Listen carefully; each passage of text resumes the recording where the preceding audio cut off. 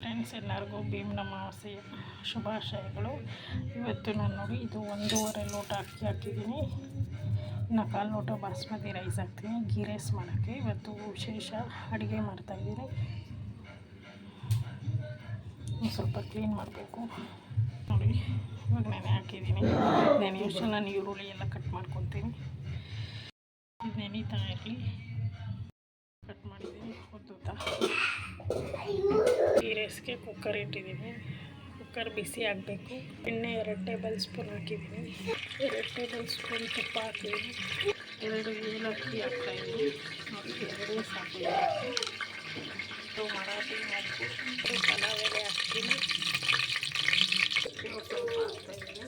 ಹಸಿಮೆಣಸಿನ್ಕಾಯಿ ಕಟ್ ಮಾಡ್ಕೊಂಡಿದ್ದೀನಿ ಎಲ್ಲ ಹಾಕಿದ್ದೀನಿ. ಈರುಳ್ಳಿ, ಚಕ್ಕೆ, ಲವಂಗ, ಮರಾಠಿ ಮೊಗ್ಗು, ಹಸಿಮೆಣಸಿನ್ಕಾಯಿ 2, ಏಲಕ್ಕಿ 2, ಪಲಾವ್ ಎಲೆ 2 ಎಲ್ಲ ಚೆನ್ನಾಗಿ ಸ್ವಲ್ಪ ಈರುಳ್ಳಿ ಫ್ರೈ ಮಾಡ್ತೀನಿ.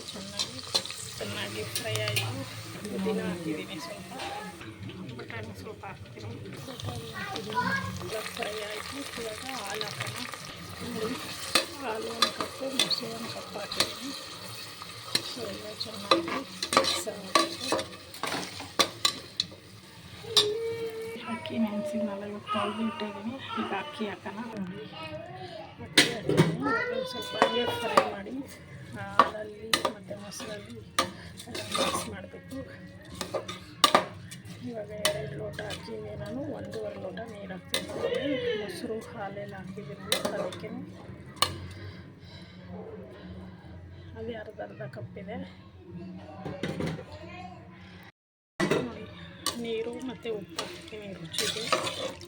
ಒಂದು ಕಡೆ ತಿರುಗಿಸ್ಬಿಡೋಣ ಕ್ಲೀನಾಗಿ ಫುಲ್ಲು. ನಾನು ಕುದಿ ಬಂದಮೇಲೆ ಕುಕ್ಕರ್ ಮುಚ್ಚಳ ಹಾಕೋಣ. ಕುದಿ ಬರಬೇಕು. ಬರ್ತಾಯಿದೆ. ಇವಾಗ ಮುಚ್ಚಳ ಹಾಕಿ 2 ವಿಷಲ್ ಕೂಗಿಸಿ ಗೀ ರೈಸ್ ರೆಡಿ ಆಗುತ್ತೆ. 2 ವಿಷಲ್ ಕೂಗಿದ್ರೆ ಗೀ ರೈಸ್ ರೆಡಿ ಆಗುತ್ತೆ. ಇಷ್ಟು ಸಿಂಪಲ್ ಗೀ ರೈಸ್ ಮಾಡೋದು.